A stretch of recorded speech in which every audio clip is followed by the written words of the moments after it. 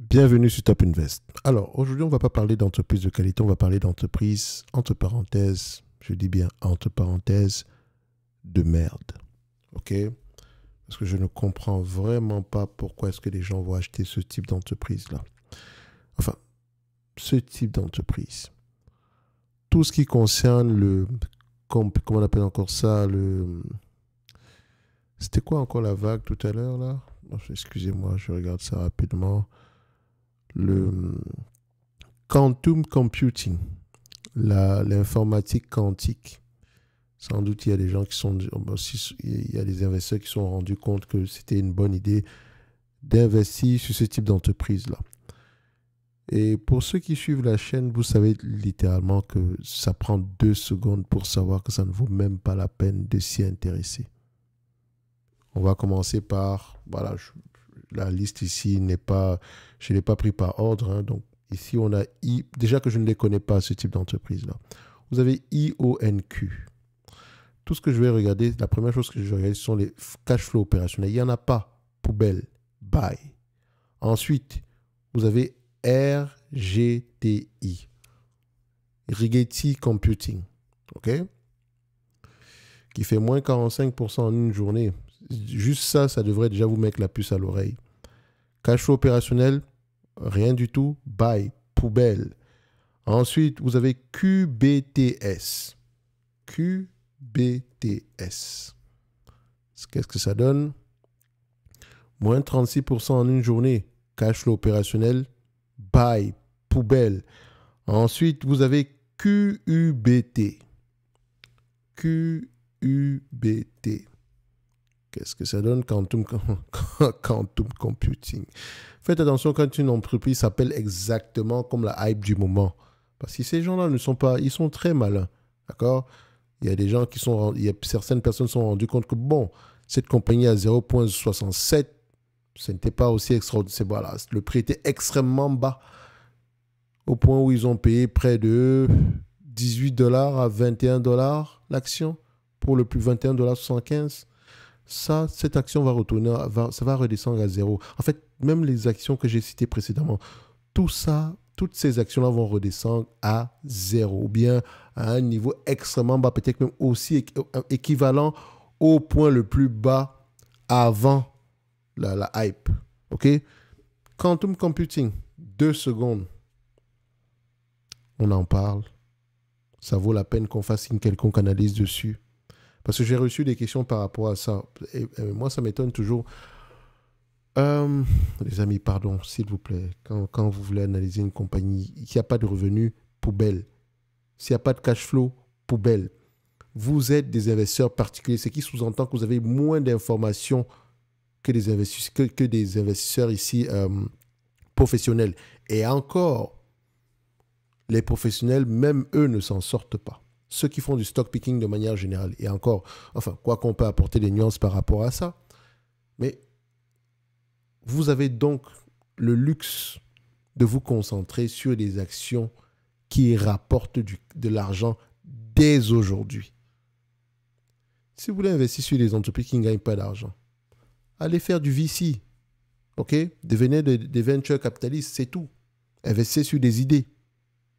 Mais quand une entreprise est cotée en bourse, je dis bien, quand une entreprise choisit de se faire coter en bourse, il n'y a pas d'à peu près, il n'y a pas d'alternative. Laissez-la mûrir, même si vous pensez que non, c'est le prochain Amazon, le prochain Google, ou etc. Non. En plus, quand on parle de quantum computing, vous pensez vraiment que IBM est en retard? Vous pensez vraiment que Google est en retard ou bien Amazon? Il faut arrêter un moment. OK? Il faut arrêter. Vous voulez... En fait, vous êtes là pour investir de l'argent ou bien vous êtes là pour perdre de l'argent? Parce que la première chose quand on essaie d'investir, c'est au moins de protéger son capital de départ. Et ce sont les mêmes personnes qui vont vous dire que, bon, comment on appelle ça? Qui sont incapables d'acheter un quelconque livre avant de prendre une quelconque décision d'investissement. Je ne parle même pas de formation. D'accord? S'il vous plaît. Si vous voulez faire du stock picking, faites-le sérieusement. Je sais que la majeure partie des... enfin, 90 on va se dire ici, 99% des abonnés de Top Invest ne sont pas des spéculateurs. Ce pas des personnes qui vont investir sur ce type d'entreprise. Et ça ne veut pas dire que ce sont des personnes qui ne vont jamais payer d'argent. Non, pas du tout. Mais au moins, ils vont s'intéresser. Ce sont des personnes qui vont s'intéresser au moins à des compagnies qui gagnent de l'argent aujourd'hui. Et si ces personnes, si ces compagnies-là n'en gagnent pas aujourd'hui, bah, on investit un certain pourcentage de notre portefeuille en conséquence, tout en sachant qu'on est en train de spéculer et donc ça correspond à un ticket de loto. Donc, pas besoin de faire 10 heures de vidéo ou bien 30 minutes de vidéo sur ce type d'entreprise-là. S'il vous plaît, tout ce qui concerne le quantum computing, je ne sais pas quoi, ça ne sert à rien. Excusez-moi. Parce que si vous prenez même la peine de lire, vous allez vous rendre compte que ils sont à des années-lumière d'une première commercialisation. D'accord? Je dis bien à des années-lumière. Les seules personnes qui peuvent se permettre d'acheter ce type d'entreprise, ce type de produit, c'est peut-être des entités qui sont extrêmement solides, qui ont beaucoup d'argent. Et encore, elles n'en ont même pas besoin. Donc, quantum computing, ou bien tout ce qui concerne la thématique en termes de quantum computing, c'est poubelle. S'il vous plaît, ne me posez plus jamais de questions par rapport à ça. Enfin, sauf si les compagnies en question gagnent de l'argent. Ça prend 2 secondes pour le voir. Et si vous n'arrivez pas à le faire, ça veut dire ici que vous n'êtes pas fait pour du stock picking présentement. Achetez un livre en comptabilité ou bien, je ne sais pas moi, achetez l'investisseur intelligent et commencez à vous former. Mais s'il vous plaît, la hype. Vous pensez que c'est normal qu'une entreprise fasse moins 40% en une journée à cause d'un commentaire? Vous pensez que c'est normal? Ça ne vous met pas la puce à l'oreille? Non, à un moment donné, il faut un tout petit peu arrêter. OK?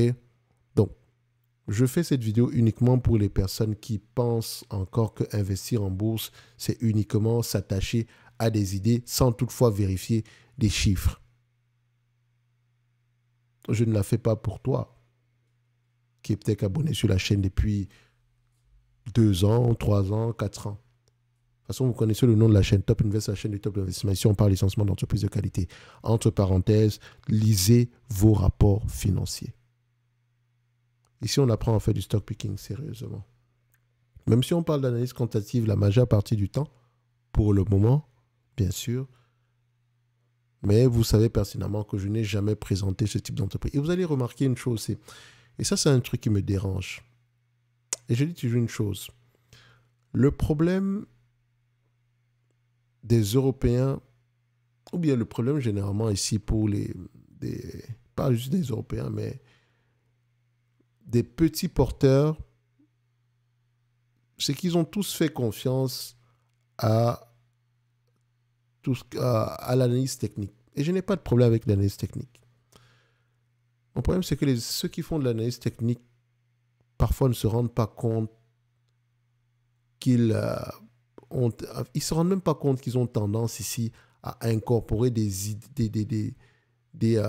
préceptes qui ont uniquement cours, enfin, qui peuvent uniquement se vérifier quand on fait de l'analyse fondamentale. Par exemple, quelqu'un va vous dire, si une action se négocie en dessous de la MM200 poubelle, ou bien elle est comment on appelle ça encore? Ils disent quoi? C'est un couteau qui tombe, il ne faut pas s'y intéresser. Acheter des entreprises ici croissantes, c'est-à-dire des entreprises ici qui ont un momentum positif, momentum de prix. Momentum de prix. Et ce sont les mêmes personnes qui vont vous dire ici que n'investissez pas sur LVMH parce que LVMH ici a un momentum de prix décroissant. Vous êtes fous quoi? Ça, c'est ce qu'on appelle les soldes. Le seul momentum qui nous intéresse, c'est le momentum concernant les bénéfices et rien d'autre. Donc, il faut faire la différence entre les deux. Et je pense que c'est ça mon problème avec ces personnes-là.